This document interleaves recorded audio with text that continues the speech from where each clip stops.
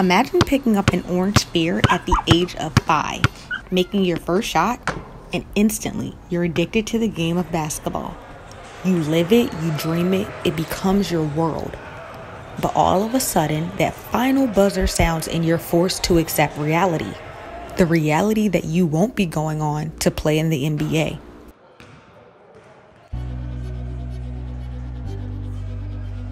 If you look at the data on how difficult it is to get to the National Basketball Association, it's much easier to get a college degree and get a well-paying job, right? However, you go to any Friday night basketball league in the United States, it's going to be full of our people. Black men make up more than 60% of most college basketball teams in the nation, yet fewer than 2% of NCAA student athletes actually go on to play in the NBA. So what happens to the rest of those players? Many have refused to let go of their love for the game and have channeled their passion into coaching, starting a training program, or even starting a league.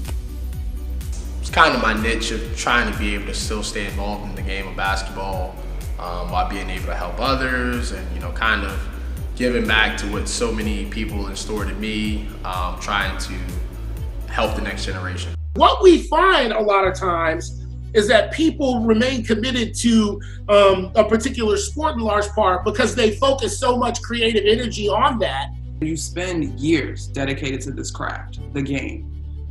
Sacrifice after sacrifice, you don't even think twice about it because you're pursuing this goal. It can be startling when it no longer applies to you or you reciprocate love for what you can do on the court. Juan has had a basketball in his hand for as long as he can remember.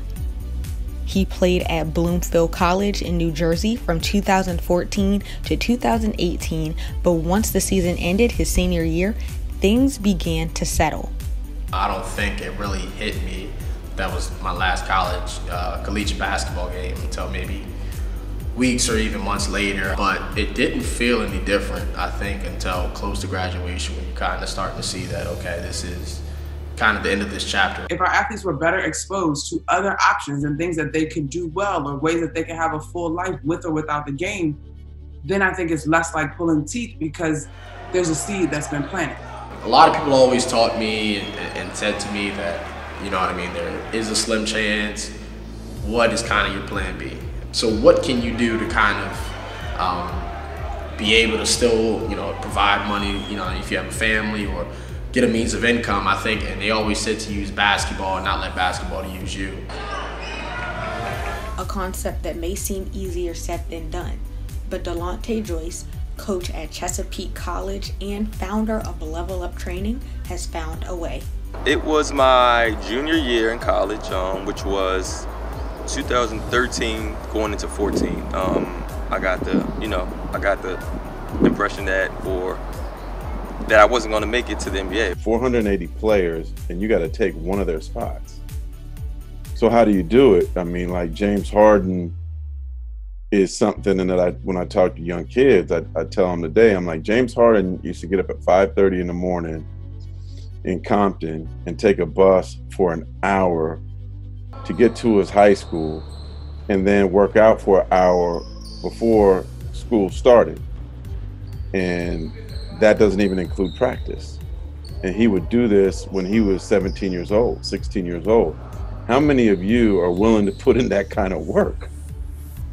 Delonte played at Bethany College from 2011 to 2016 before going to play overseas in Australia.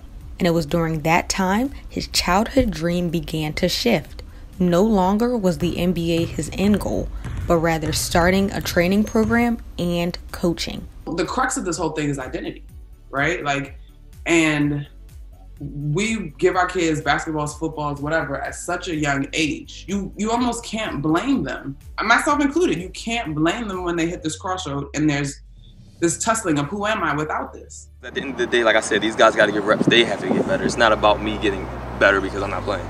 It's about them getting better. So, but I still get, to show them some things doing drills and everything. So that helps me, with I would say the transition. Austin Freeman came to his realization in a very similar way. 5 years after playing at Georgetown, he too was playing overseas when he accepted that his time was up. So he returned to his high school to coach. Once I finally made that decision, my head coach, the head coach here at the Method, was my head coach here. So he, told me, whenever you're done, just give me a call. And I know right when I was finished, gave him a call, and like 2 days later, I was here. Like many former players, transitioning from playing full-time to leading from the sidelines hasn't been extremely easy for Austin. How I go about things is not how they do things. And just trying to get them to understand that it's a certain type of will and determination that you have to do, or work that you have to do to get to where you want to be. Like if you combine what you love most with what you do best, you can find something you're happy with every day. But I think a lot of college athletes need to start thinking about that there are jobs basically in every field. So you could be a part of it without actually being a part of it. And Leslie Stanton did just that. He played at the University of Maryland Eastern Shore from 1970 to 1974, and years later started both a men's summer league and a youth league. At that particular point in my life, I no longer was actively playing basketball as much as I was sort of, running the programs, but I still was involved. Not only did the leagues focus on the game, but rather bringing the community together. A part of the process was for them to talk about how well they were doing in school, and for us to bring in speakers to talk to the young men about just a variety of subjects. I really think it's brilliant for anybody who played college sports to use their college experience on an athletic level to work in the sports world. At the end of the day, it's so much bigger than basketball, and each of these men have one thing in common. The game remains their world, even though it looks different than they may have dreamed.